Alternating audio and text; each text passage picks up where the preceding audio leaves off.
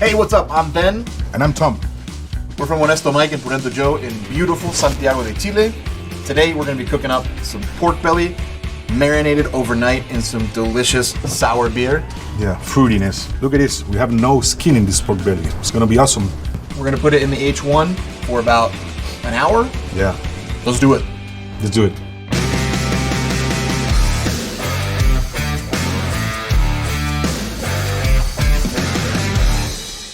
Okay, as you can see, we leave some salt on it.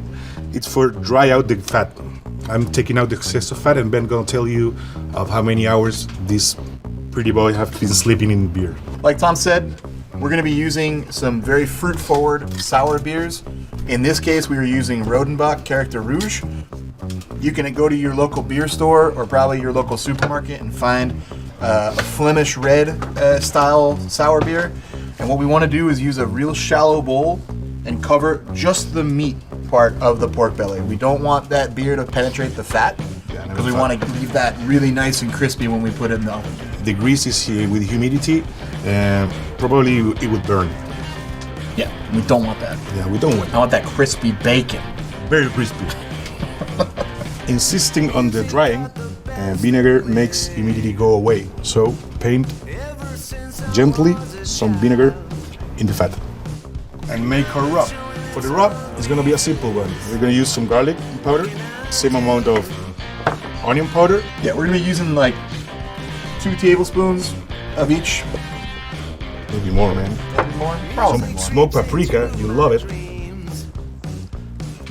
The beauty of it, well, of course, pepper, black pepper, freshly ground. And some ginger in powder too. This is awesome. We put some sea salt also. Some regular salt. And brown sugar.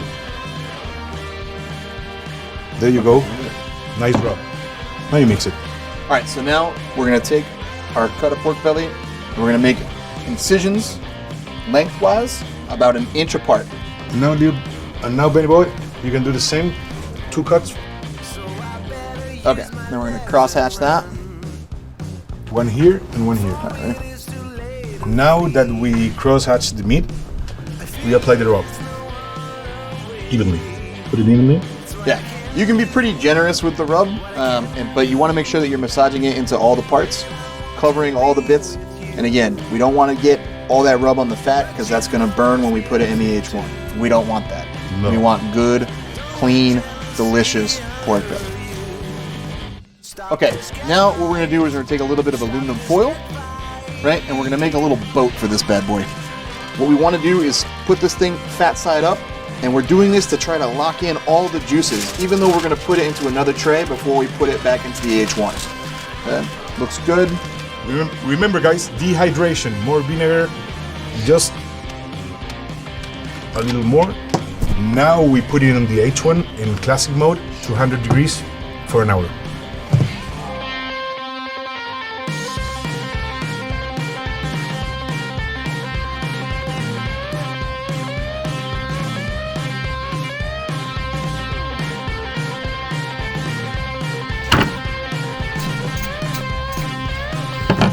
All right, so now we've got our pork belly out of the oven after 45 minutes at 400 degrees. And as you can see, it's nice and juicy, crisp, delicious. We're gonna pop open this bottle of Rodenbach and get down with it. Remember, 1 hour at 100 degrees, 45 minutes at 200. At your local beer shop, check this out. Nice and crispy, it goes excellent with this beer. You can find this and a lot more recipes here in the link below. You can check out Keveri down here. And make sure to check us out at Honesto Mike and Porkbelly Joe on Instagram, Twitter, Facebook, all that stuff. Yeah, give me one of those. Amazing. Ciao.